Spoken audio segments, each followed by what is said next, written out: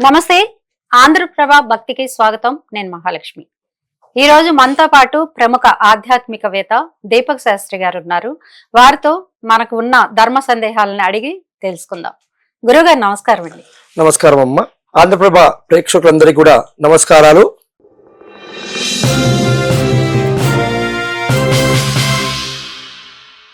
అయితే చాలా మంది అరుణాచలం వెళ్తూ ఉంటారు. గిరి ప్రదక్షిణలు కూడా కొంతమంది నడిచే వాళ్ళు ఉన్నారు, నడవలేని వాళ్ళు ఆటోల్లో చేస్తున్నారు.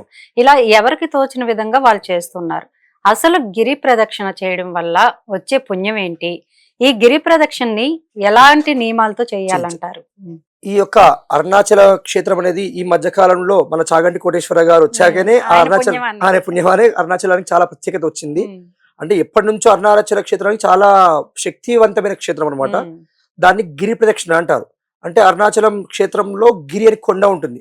ఆ కొండలో శివుడు ఉన్నాడని ఒక నానుడి. అదే విధంగా కొండ చుట్టూ కూడా అష్టలింగాలు ఉంటాయి, 8 లింగాలు. ఆ 8 లింగాలు దర్శనం చేసుకుంటూ ప్రదక్షిణ చేసేదాన్ని గిరి ప్రదక్షిణ అంటారు.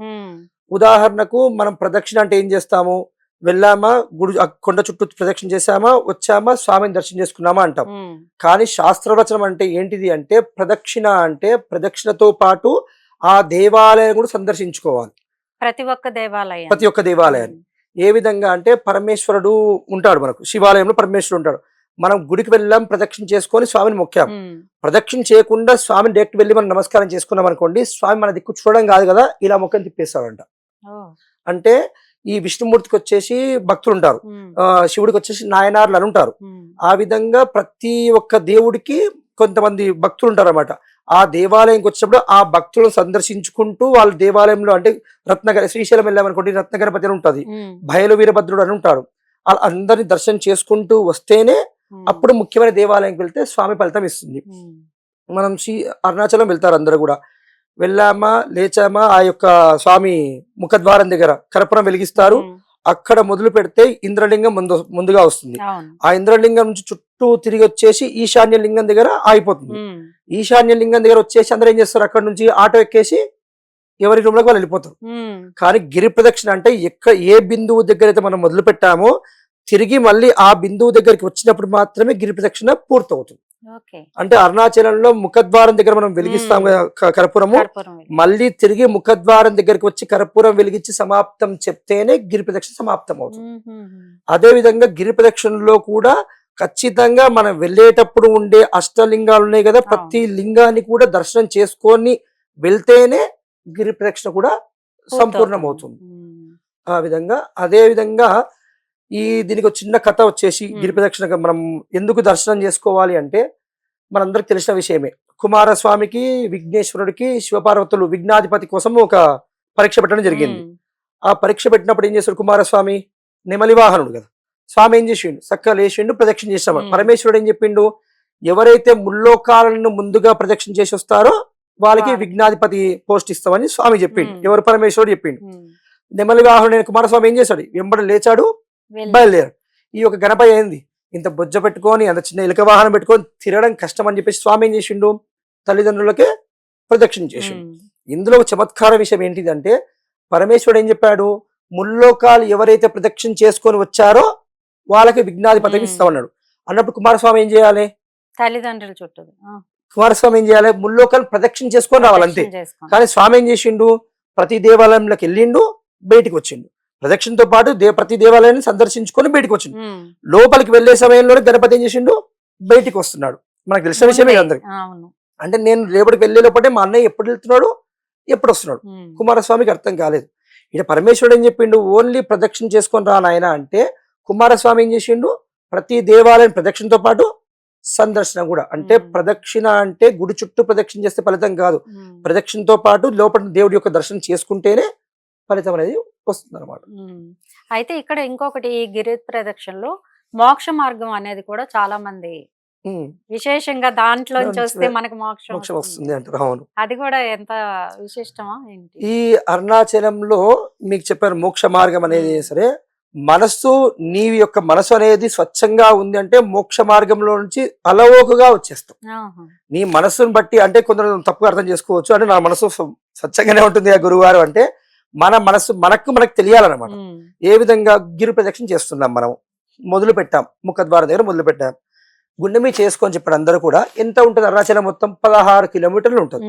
16 కిలోమీటర్లలో నీకు కాళ్ళకు మసాజ్ చేయించుకుంటావు, అవునా? ఖచ్చితంగా కీరలు తింటావు, మామిడి పండ్లు తింటారు, జ్యూసులు తాగుతారు, అన్ని చేసుకుంటారు. అంటే 16 కిలోమీటర్లు నీ శరీరాన్ని నిక్కచ్చిగా పెట్టుకోకుండా నువ్వు ప్రదక్షిణ చేయకుండా ఉంటే నీకు ఫలితం ఏ విధంగా వస్తుంది? అవునా కాదు? నువ్వు ఆ అరుణాచల ప్రదక్షిణ అనేది, గిరి ప్రదక్షిణ అనేది ఏ విధంగా చేయాలంటే తెల్లవారుజామునే లేచి మడి బట్టల మీద శాస్త్రం ఉంది, తడి మడి. నీ శరీరం ఎప్పుడైతే తడిగా ఉంటుందో నీ శరీరం అప్పుడు మడిగా ఉంటుంది.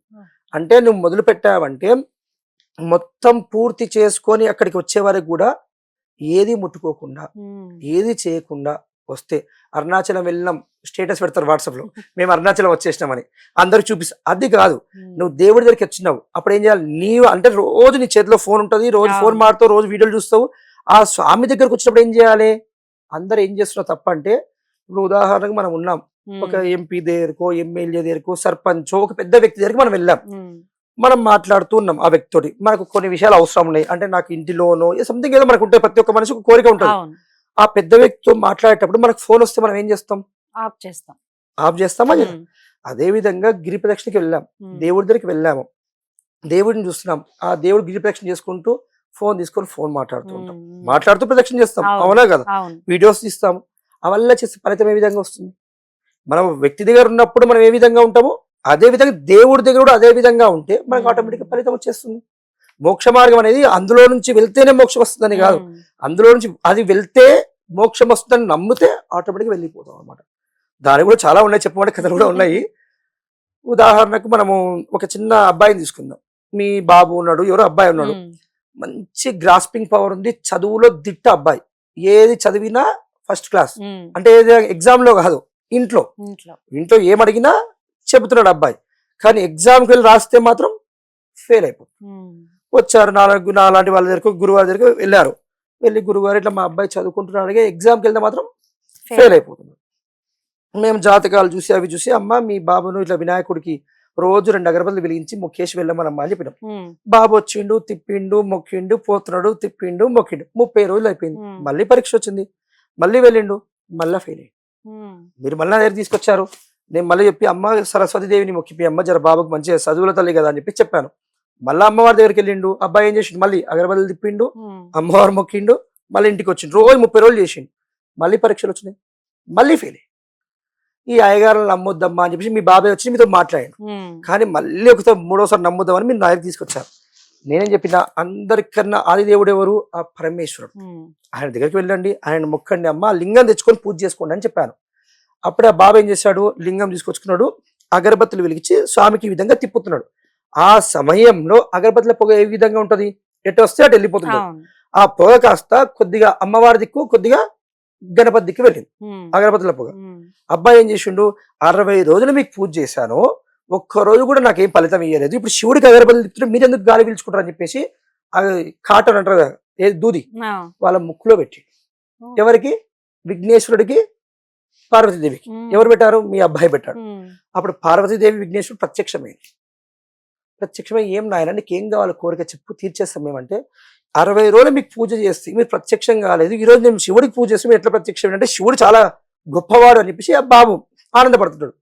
అప్పుడు సరస్వతీదేవి విఘ్నేశ్వరుడు ఏం చెప్తారంటే, నాయన ఇన్ని రోజులు గురువు గారు చెప్పారు, మీ నాన్నగారు చెప్పారు అని చెప్పి కేవలం వాళ్ళు చెప్పారనే దానితో మాత్రం మాకు పూజ చేసినావు. ఈ రోజు ఏంటిది, నువ్వు అగరబత్తులు తిప్పుతున్న సమయంలో మేము ఇక్కడ ఉన్నామని నువ్వు భావించుకున్నావు, మేము విగ్రహాలు అనుకుంటే విగ్రహాలు మేము ఇక్కడే ఉన్నామని భావించావు కాబట్టి నువ్వు నమ్మకంతో మమ్మల్ని భక్తితో మొక్కావు కాబట్టి ప్రత్యక్షమయ్యాము అని చెప్తావు. అంటే భక్తి అనేది ఏ విధంగా ఉండాలి, దేవుడు ఉన్నాడు ఆ మొక్కాము అని కాకుండా అక్కడ స్వామి ఉన్నాడు మనల్ని చూస్తున్నాడు అని భావించాము అంటే కోరిక ఖచ్చితంగా నెరవేరుతుంది.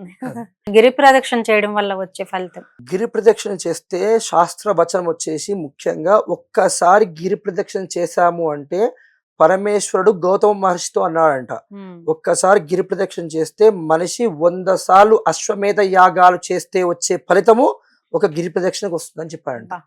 అంత ఫలితం ఉంది గిరి ప్రదక్షిణ అంటే. ఇప్పుడున్న కలియుగంలో అశ్వమేధ యాగానికి అవకాశం లేదు, దాన్ని చేయకూడదు. కాబట్టి గిరి ప్రదక్షిణ ఒక్కసారి చేస్తే అంత ఫలితం వస్తుంది.